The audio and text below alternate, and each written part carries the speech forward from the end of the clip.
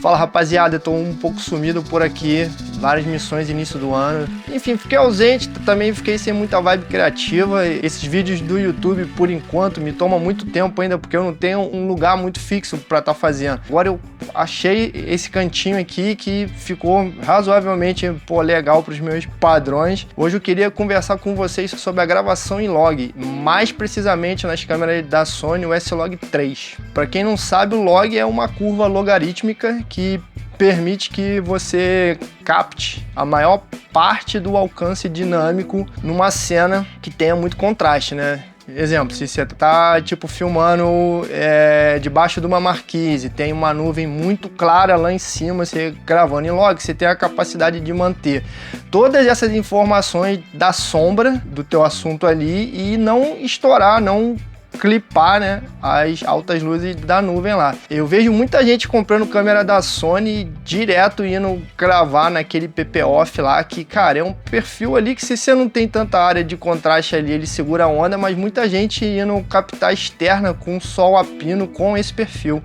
Tanto esse quanto o S-Cinetone, eu acho que ele perde muita informação de altas luzes, principalmente, assim, né? Você até economiza um tempo na pós lá, que a imagem já vem, contrastada, porém você perde muita capacidade de correção na pós-produção, né? Porque você já meio que queima a saturação e o contraste no arquivo. Então, hoje eu vou dar algumas dicas aqui de como eu monitoro o S-Log na minha câmera. Hoje, especificamente, eu tô usando uma FX30, mas eu já usei a 7S2 quando só filmava em S-Log 2, aí depois eu tive uma A7S3 que aí melhorou tudo com S-Log 3 a 10 bits, e agora eu tô com uma FX30 que eu acho que é a que representa toda essa geração de câmera Sony que veio a partir de 2020. Uma coisa que muita gente tem dificuldade é em como expor o S-Log 3, né? A galera acaba expondo com o fotômetro zerado e depois ele chega na pós-produção com muito ruído. Isso você consegue contornar facilmente importando um LUT de monitoração para sua câmera, então você já enxerga o visor com a luminosidade necessária ali para você estar expondo a imagem. Qual que é a minha dica? Você subir um LUT com pelo menos um stop e meio abaixo do que seria o valor que você exporia a sua imagem normalmente.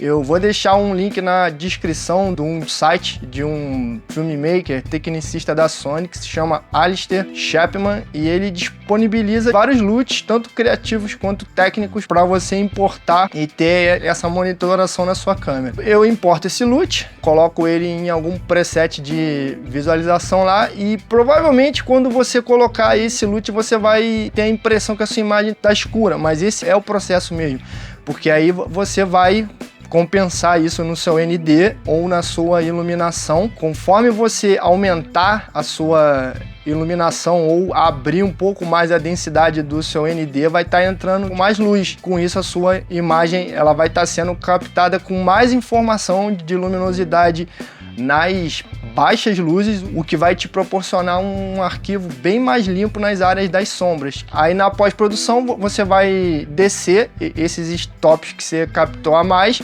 e, cara, o resultado é muito bom. É muito difícil você expondo 1,5 para cima, você enterrar muito a sombra, né? Por isso que tem que tomar cuidado com as altas luzes. Falando em altas luzes, eu sempre deixo a minha zebra setada no Custom 2, em 94, aquele maisinho na frente ali. Se começar a aparecer zebra no 94 ali, seja numa nuvem, numa placa toda branca, em alguma pessoa com a camisa branca ali, você sabe que você perdeu informação naquela área do arquivo ali.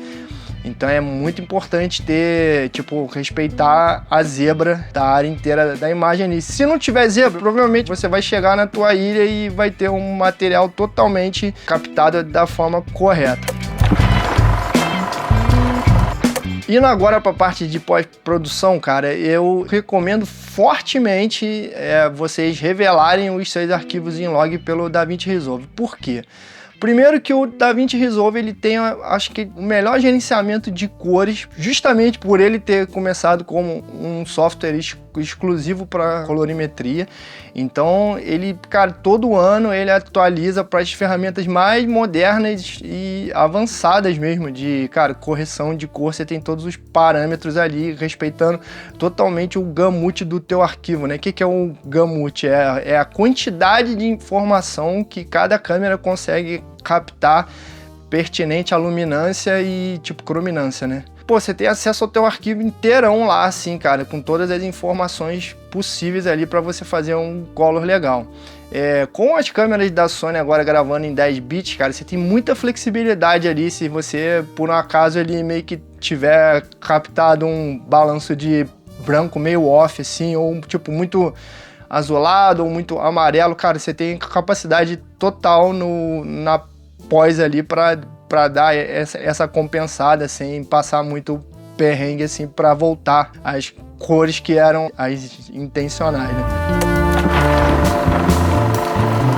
O DaVinci Resolve ele é um programa muito complexo, não dá para um vídeo rápido desse aqui abranger sobre, tipo, gerenciamento de cores e tudo mais, assim, mas eu vou dizer, tipo, mais ou menos quais as minhas configurações padrões aqui. Eu, tipo, sempre começo o meu projeto em DaVinci Resolve iRGB, que é como se você dissesse pro DaVinci para não alterar em nada as suas cores. O espaço de cor da minha timeline eu deixo em DaVinci White Gamut Intermediate, que ele tem um espaço de cor maior para você fazer esses ajustes, né? Como eu uso Mac, eu deixo o meu Output Color aqui em Rec 709 Cine, que isso foi uma atualização muito recente que o DaVinci fez. Antigamente, para quem usava monitor, tela da Apple em geral, ele tinha uma discrepância de gama quando você exportava o arquivo. Então esse Rec 709 Cine, ele veio para corrigir essa discrepância. Então, quando você exporta com esse output aqui, ele assegura que a tua cor vai ser a mesma no QuickTime, vai ser a mesma no YouTube ou em algum outro display que não esteja nesse gerenciamento de cores que o próprio Mac faz. Aí, como que eu faço a revelação? Eu importo todas as minhas imagens para uma timeline. Aí eu já tenho uma árvore de node tipo salvo aqui. Eu não vou entrar muito em detalhe agora como criar árvore de node, que isso aí já vai para uma coisa muito específica do DaVinci Resolve, mas é como se eu tivesse um preset de correção já meio que salvo. Crio lá o meu Color Space Transform, né, respeitando todas as características do arquivo. Crio um no início, crio um CST no final, dando a saída em 709, mas aqui também podia ser algum LUT de conversão seu que transformasse para 709. Uma coisa que vocês vão notar de cara, assim, é que quando você aplica a conversão do log para o Rec 709, é que a imagem ela tá super exposta. Vocês têm que se lembrar que a gente captou com um stop e meio para cima. O que eu faço? Eu vou direto nas HDR Wheels, que são as rodas cromáticas mais recentes que foram introduzidas no DaVinci Resolve, e elas são rodas cromáticas, ajustes fotométricos, ou seja, tudo que você controla ali é como se você estivesse controlando na sua câmera. Obviamente, seu arquivo não é RAW, mas ele, por ser 10 bits, ele tem essa capacidade de ser revelado dessa forma. Uma dica que eu dou aqui, cara, é para ir nesses 3 pontinhos em cima e, tipo, setar qual que é o seu gamut e qual que é o seu log. Porque cada gamut, cada log, essas rodas cromáticas HDR, elas vão se comportar de uma forma. Elas vão abaixar ou aumentar a tua exposição de uma forma muito específica para o teu arquivo. E aí eu jogo ele para fazer a conversão de Rec 709 e compenso essa luminância extra que eu fiz na captação nas minhas HDR Wheels. Pelo Final Cut, cara, é muito simples. Você vai fazer o workflow basicamente com LUT, né? Eu acho que hoje toda empresa que vende câmeras, ela tem um LUT oficial no site, apesar de eu particularmente eu não curti muito a conversão. Você vai tipo conseguir converter o teu arquivo em 709 ali de forma muito honesta, assim, para já começar o teu Color. A Sony tem um, vou tentar disponibilizar o link na descrição. Cria um rig de efeitos pelo Final Cut, deixando o LUT como a última coisa. É muito importante a ordem dos efeitos quando você vai corrigir a cor, né? Porque uma vez que você aplica o LUT, é como se você pegasse toda a informação que tá num tipo balde d'água lotado, que no caso seria a informação que a tua câmera enxergou.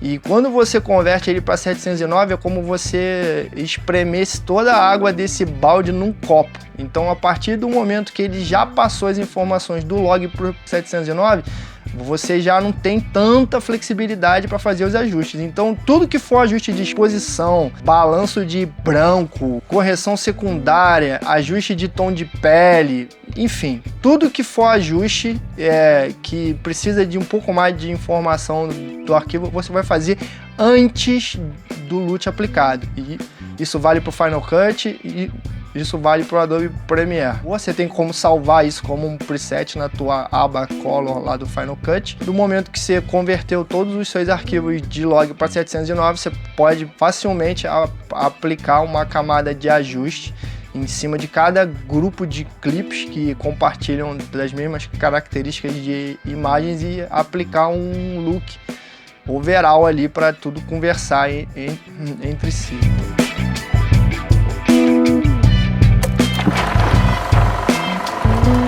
No Adobe Premiere, até pouquíssimo tempo, eu usava um fluxo de trabalho muito parecido com o que eu usava no Final Cut, baseado em efeitos de Lumet e em camadas de ajuste. Mas com a atualização recente que teve agora, coisa de 1 ano e pouco agora, o Adobe Premiere ele introduziu um gerenciamento de cores dos arquivos. Ainda não é 100%, mas já quebra um galho. Você vai lá na sua aba Lumetri ou quando você cria a timeline, eu particularmente prefiro regular isso por timeline, não por projeto inteiro. Aí você vai puxar um Lumetri, você vai em Settings, e aí tem tipo várias opções ali que você tem que meio que ir abrindo para você colocar ele para detectar o log automático, né? E é muito importante que quando você escolha para ele detectar o log, você habilitar a opção do Effects Aware. Eu não sei como que é isso em português, mas é para ele,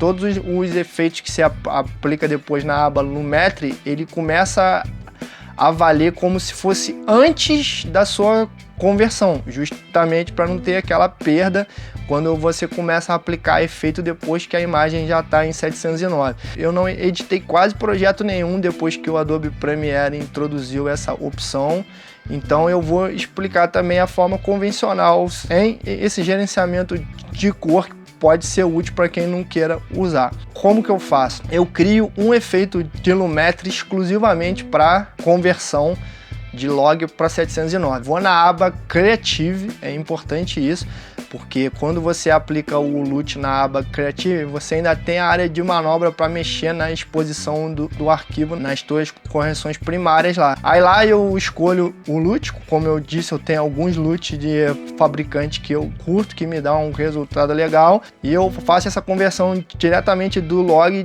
direto para 709. Eu crio outro efeito de Lumetri, aplico antes dessa conversão, Rec 709, e ali eu faço todos os meus ajustes de exposição para eu ficar com os meus níveis de luminância e de exposição corretos ao meu gosto, né? Vale lembrar, cara, que assim, imagens super expostas, subexpostas, elas têm as suas tecnicidades do que tá certo e o que tá errado, mas vai muito do gosto, assim, né, cara? Tem determinadas propostas que é legal, a cor mais densa, tudo mais para baixo mesmo, assim. Se você for ver filme de cinema, é muito comum você ver as imagens bem escuras, assim, mas não é escura, ela tá com mais densidade e os médios bem mais abaixo do convencional. Então vai um pouco do gosto ali, ver o que combina pro teu material. Eu sempre para baixo um pouco mais do que pô, normalmente você veria uma imagem, eu acho que isso é até uma coisa que eu levo pra minha estética, assim, então eu, tipo, costumo abaixar.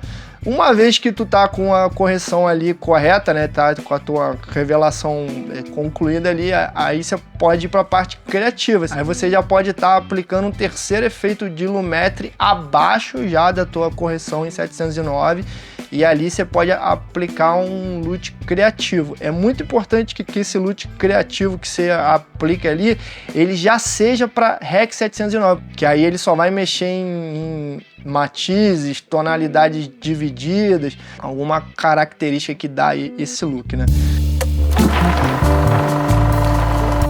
Uma coisa importante a se levar em consideração é a diferença que cada linha da Sony capta as imagens, né?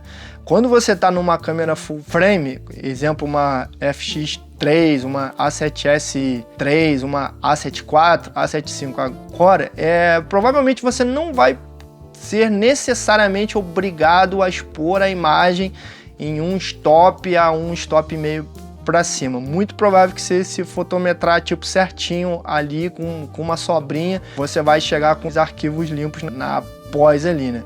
Mas quando você tá com uma câmera APS-C, como é o caso da FX30, A6700, ZV-10-2, né, que são todas as câmeras da APS-C que gravam em 10 bits, é muito importante que você exponha essa imagem 1.5 stop para cima, porque você garante que as tuas sombras elas vão chegar muito limpas na tua pós e a tua revelação vai ficar da melhor forma possível mesmo assim. Isso é um cuidado que você tem que tomar. Outro adendo, essas câmeras da APS-C Super 35 da Sony, elas oferecem a possibilidade de você captar em 120 quadros por segundo, porém com crop, que eu não vou lembrar agora, vou botar na tela escrito aqui, que ele aplica um crop extra na tua imagem, que ela já sofre o próprio crop, é como se ela desse um zoom na tua imagem, então ela deixa o ruído da imagem muito mais proeminente, assim. Muita gente, quando eu tava vendo o review de FX30, dizia para não gravar em 120, que não era uma boa opção por causa de ruído e tudo mais,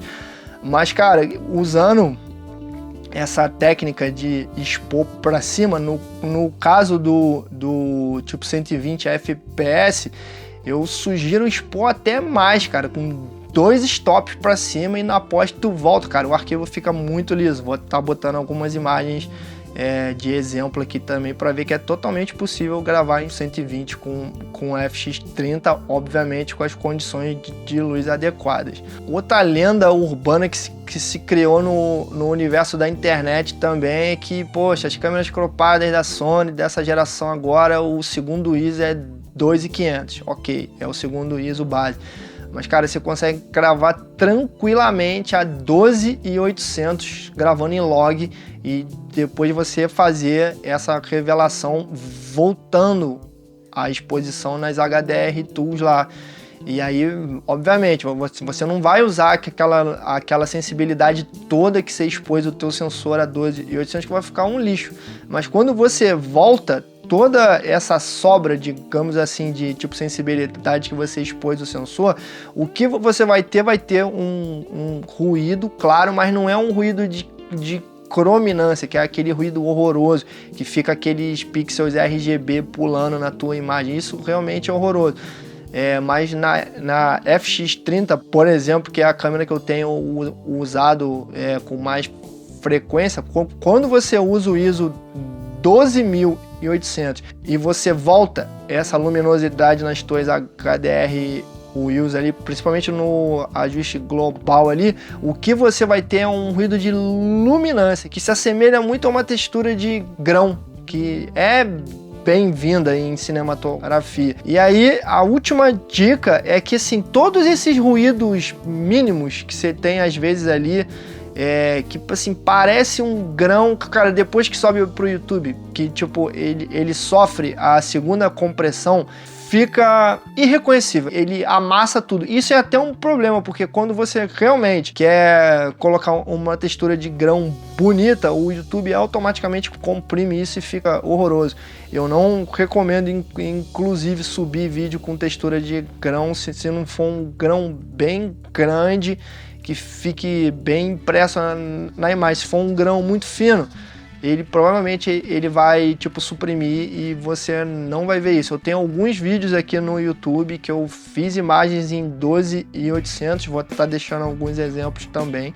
E com a compressão do YouTube, cara, fica tudo liso, tudo certinho. Impossível você identificar se você fez no segundo ISO base de 2.500, no caso da FX30, e se você fez em 12.800.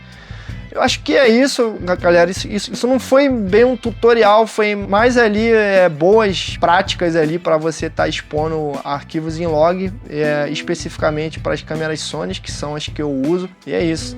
Tamo junto. Valeu.